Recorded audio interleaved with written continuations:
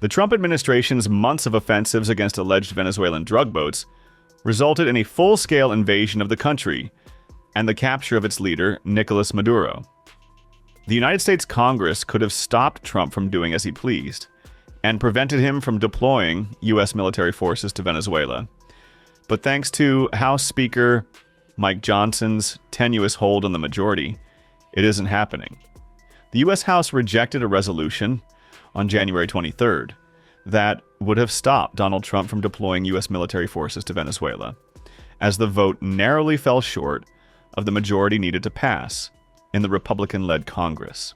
A comparable resolution in the Senate also ended in a tie last week, and Vice President JD Vance cast the deciding vote. Republican leaders kept the vote open for over 20 minutes on January 22nd, allowing Representative Wesley Hunt to rush back to Capitol Hill and cast the decisive vote.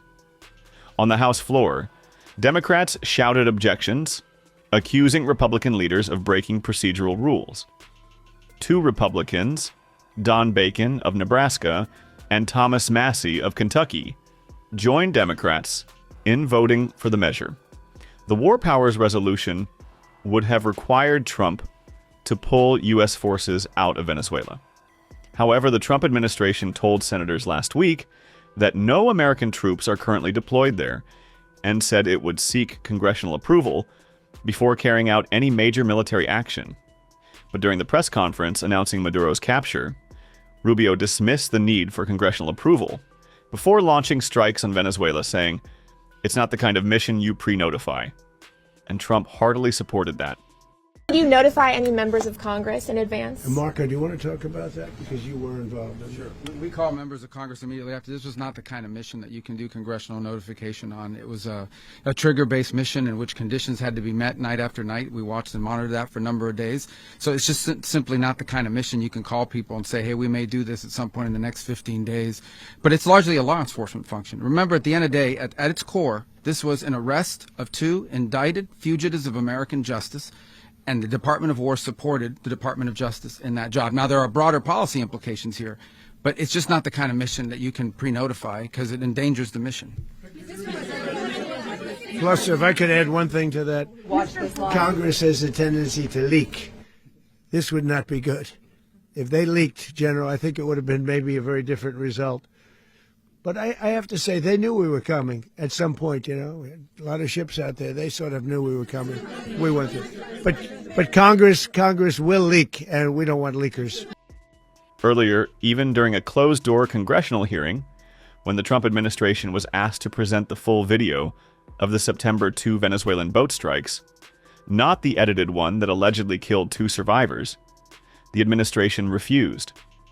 War Secretary Pete Hegseth said bluntly to the media, "We won't release top-secret, unedited full video of the strikes," and Rubio and fellow Republicans championed that. It is the 22nd bipartisan briefing we've had on a highly successful mission to counter designated terrorist organizations, cartels, bringing weapons meaning drugs, to the American people and poisoning the American people for far too long. So we're proud of what we're doing, able to lay it out very directly to these senators and soon to the House, but it's all classified. We can't talk about it now.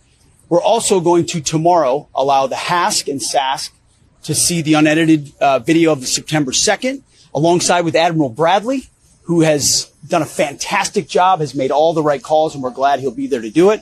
But in keeping with long-standing Department of War policy, Department of Defense policy, of course, we're not going to release a top-secret full unedited video of that to the general public. HASC and SASC and appropriate committees will see it, but not the general. Obviously, we had a classified hearing, so the details of which we can't discuss. It's, I believe, our 22nd or 23rd bipartisan engagement.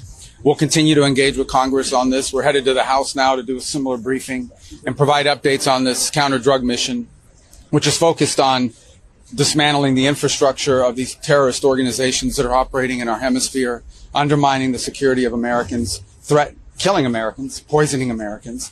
And this has been a highly successful mission that's ongoing and continued, and we're pleased to be here today to update Congress on how that's developing and how that's moving forward. As I said, I believe it's our 22nd, 23rd such engagement, certainly been at least the fourth or fifth that I've been involved in. and those will remain and be ongoing. Let's talk about the whole picture here as a whole. Guys, I'm losing patience on the whole thing because I think it's ridiculous that we're having this conversation, because underneath Obama, he had 500 strikes, 3,700 different individuals were killed. There wasn't a big show about this. What you guys are all upset about is the hemisphere that it's working in. The hemisphere is these are drug terrorist organizations. The same people that Obama went after, some people we've been over for the last 24 years, were terrorist organizations that were wanting to kill Americans. There has been more Americans killed because of these terrorist cartels drugging our streets, drugging every one of your all streets, every one of your all's towns, every one of the audience's towns. They've killed more people in 2024 on our streets than we lost in the entire Vietnam War for U.S. personnel. These are terrorist organizations that are poisoning our streets. The president has the authority to do so. The argument is it's too close to our shores. Does anybody doubt that these are terrorist organizations? Does anybody have a question about these being terrorist organizations? So what's the difference between Obama attacking these individuals when they were deemed terrorist organizations in the Middle East versus the ones that are here right now poisoning our streets? That's what the whole conversation is about. But to go after Admiral Bradley, to go after the brave men and women in uniform who are conducting these attacks, is to indict the very system that was used bipartisanly for the last 24 years. I personally was involved in many of these operations, from kinetic strikes to direct action operations. And the process we have is legally sound. It's been supported by legal opinions for a quarter century now of how we find these people, we fix them, and we finish them. And keep in mind, if we don't drop a bomb and we decide to interdict, as is being said by many folks, we have an obligation to send a team to interdict. When we make that decision, you're putting our lives at risk. You're putting Americans' lives at risk. Just about a year and a half ago, you remember 2 SEALs were killed interdicting a vessel at night in the Red Sea. Interdicting a vessel underway is perhaps the most dangerous mission we have in our entire military inventory. When we task our commandos to go out and attack a vessel underway, that's an incredibly high-risk mission. So when folks say, well, we should be interdicting, that's easy for you to say here in this building between 2 cups of cappuccinos. It's a lot harder to send that 24-year-old operator out there who's got a wife and kids and tell him in the middle of the night, you got to fast jump out of a helicopter, scuba dive under a ship, climb up the side of that, and fight your way onto a vessel, because we're more worried about the lives of drug dealers than we are our own people. And that's a high-risk mission. Can you talk a little bit about the strikes and the controversy around Secretary of Defense Pete said? I don't know anything about it. He said he did not say that, and I believe him 100%. You don't know if there was You're talking about the 2 men? The second strike to kill the 2 men. No, he said he didn't do it. He said he never said it. Would you be okay with that if he did?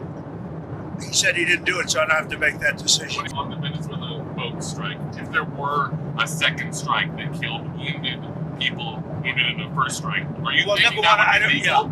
I don't know that happened. And Pete said he did not want them. He didn't even know what people were talking about.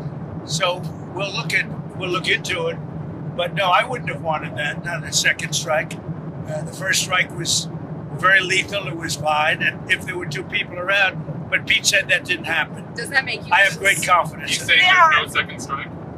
I don't know. I'm going to find out about it. But Pete said he did not order the death of those 2 men. Do you have any concerns about how those boat strikes have been carried out at all?